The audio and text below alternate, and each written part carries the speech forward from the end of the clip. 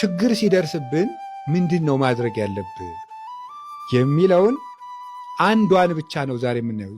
የዛሬው ርዕሳችን ችግሮቻችንን ወደ እግዚአብሔር ቤት መውሰድ ነው። ዛሬ ምን ወደ እግዚአብሔር ቤት መውሰድ እንጂ ችግር ሲደርስብን እንዲናደርግ የሚል ስለ ችግር መፍትሄ በጣም ብዙ ነገር መማር አይደለም።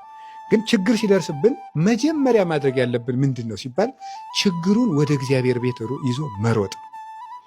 ስለዚህ የመጀመሪያው ማድረግ ያለብን ይገባኛል ብሎ መቀበል ነው። ይገባኛል ብሎ መቀበል፣ ይህ ነገር ሊደርስብኝ ይገባል ብሎ የመፍትሄ መጀመሪያው እሱ ነው። አያችሁ፣ በቀኝ የተሰቀለው ወንበዴ አዳምን ቀድሞ መንግሥተ ሰማያት የገባበት ምክንያት በሉቃስ ወንጌል ምዕራፍ 23 ቁጥር 42 ላይ የምናገኘው ታሪኩን አዳምን ቀድሞ ገነት የገባበት አንዱ ምክንያት ምንድን ነው?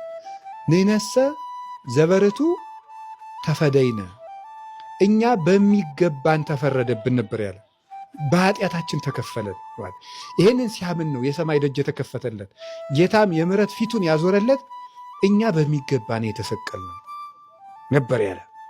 ያኛው ግን በግራ የተሰቀለው ክርስቶስን ነበረ ሐሳብ ይከስ የነበረው። አምላክ ከሆንክ እስቲ አንተ ራስህን አድንና ከዛም እኛም አይተን እንመንብህ እያለ በክርስቶስ ይመጻደቅ ነበር። መፍትሄ የሚፈልግ ሰው እግዚአብሔር ላይ ጣቱን አይቀስርም። ጌታ ሆይ ምን አድርጌ ነው ለምን እንዲህ አደረክብኝ አይልም። በሚገባ ተፈረደብኝ ነው የሚለው። ሲያንሳይ ነው፣ ይሄ ለእኔ ትንሽ ነው፣ እንደ በደሌ ብዛት፣ እንደ ኃጢአቴ ብዛት፣ እንደ ልቡናዬ ጽናትና መደንደን፣ እንደ ስንፍናዬ፣ እንደ ክፋቴ ይህ ሲያንሳይ ነው ብለን ስንቀበል ያን ጊዜ እግዚአብሔር በምሕረት ዓይኖቹ እኛን መመልከት ይጀምራል።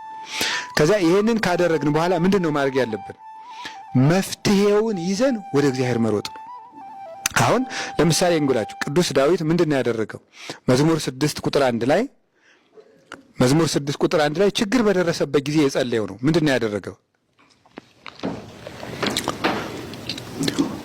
የገዛ ልጁ ቤተ መንግስቱን ቀምቶ የዳዊቱን ሚስቶች በአደባባይ አጎሳቁሎ አዋርዶ አባቱን አሰደደ።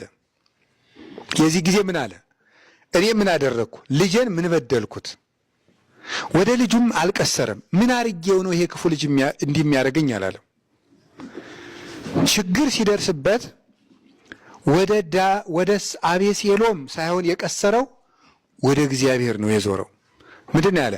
እግዚኦ በመዓትከ ይትቅስፈኒ ወበመቅሰፍትከ ይትገሥጸኒ ተሳለኒ እግዚኦ እስመ ድውአነ ወፈውሰኒ እስመ ታውካይ ጽምቴ። አቤቱ በቁጣ አትገስጸኝ፣ በመዓትህም አትቅሰፈኝ። ሰባ ትካትን ሰባ ሰዶምን ባጠፋህበት መቅሰፍትህ አትገስጸኝ፣ አታጥፋኝ። የኃጢአት ድውይ ነኝና ይቅር በለኝ ነበር ያለ ማለት ነው።